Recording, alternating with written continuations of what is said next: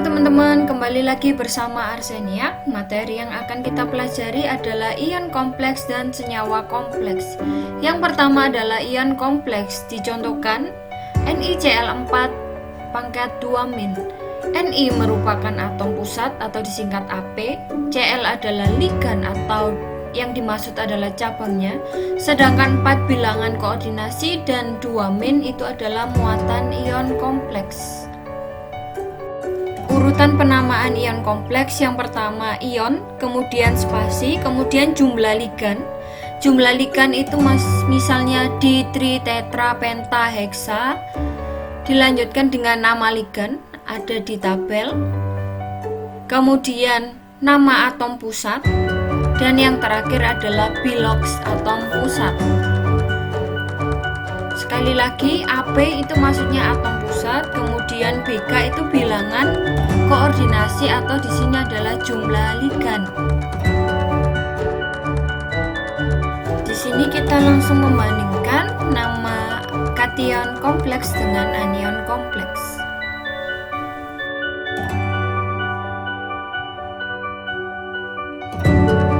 Di sini kita harus membedakan tata nama kation kompleks dengan anion kompleks. Jika kation kompleks itu menggunakan atom pusat menggunakan bahasa Indonesia, sedangkan anion kompleks itu atom pusatnya menggunakan bahasa Latin dengan diakhiri -at.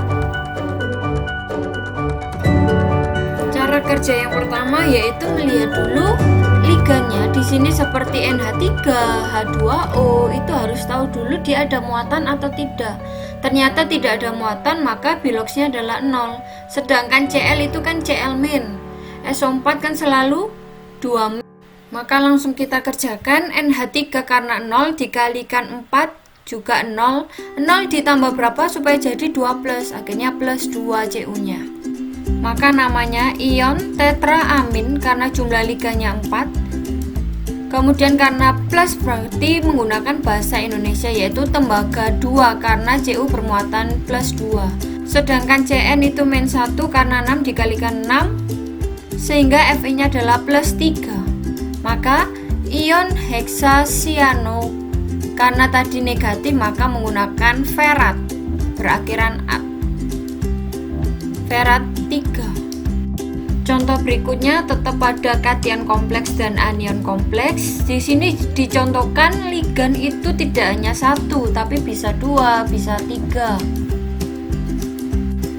Di sini jika ligannya lebih dari 2, maka harus urut abjad. Misalnya di contoh kation kompleks ada H2O dengan Cl2. H2O itu aquo, sedangkan Cl itu kloro, tapi hati-hati yang dimaksud kloro itu harus melihat dari C, sebenarnya adalah cloro. Maka aquo dulu baru kloro. Biloxnya H2O itu 0 karena 4, maka dikalikan 4. Cl itu -1 karena ada 2, maka -2. -2 ditambah berapa supaya jadi plus 1, akhirnya plus 3. Maka namanya ion tetraaquo dikloro krom 3 karena Cr bermuatan plus 3.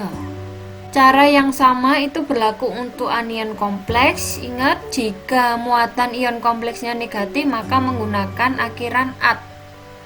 Ion diaquo tetrahidroxoaluminat 3 karena Al nya adalah plus 3. Selanjutnya adalah materi senyawa kompleks. Di sini ada 3 macam. Seperti saya contohkan adalah CaSO4, kemudian K3PO4. Maka di sini sudah tidak lagi ada muatan atau ion-ion seperti yang tadi. Maka kalian harus tahu mana yang kation, mana yang anion. Maka di sini Ca-nya 2+, sedangkan SO4 2-. Paham ya? Maka senyawa kompleks ada 3 macam. Yang pertama kation ditambah ion kompleks negatif, kedua adalah ion kompleks kation ditambah anion, dan yang terakhir adalah ion kompleks kation ditambah ion kompleks anion. Karena sekarang ada gabungan kation dan anion, maka kita harus paham cara menguraikannya. Seperti A2B3 itu jika diuraikan maka A3 plus B2 min, istilahnya disilang. Yang pertama berarti K plus, sisanya adalah ZnCN4 pangkat 2 min karena ada 2 di situ.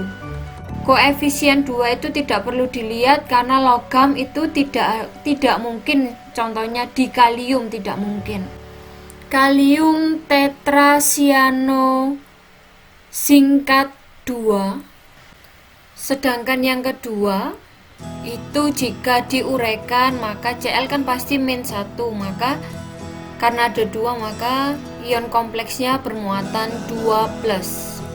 Karena H2O itu 0 dikalikan 4 tetap 0, maka Zn ketemu plus 2 sehingga namanya tetraakuoseng 2 klorida. Sedangkan yang terakhir kita lihat di sebelah kanan ada 2, maka sebelah kiri itu bermuatan plus 2 dan di sebelah kanan itu min 1. Karena sama seperti contoh yang kedua ion kompleks kationnya, maka namanya adalah tetraakuoseng 2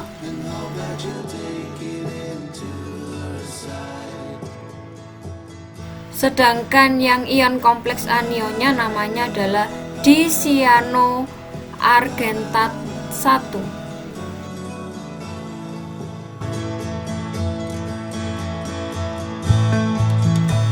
Demikian penjelasan ion kompleks dan senyawa kompleks. Jika masih ada pertanyaan, boleh komentar di channel Arseniak ini. Sekian, terima kasih.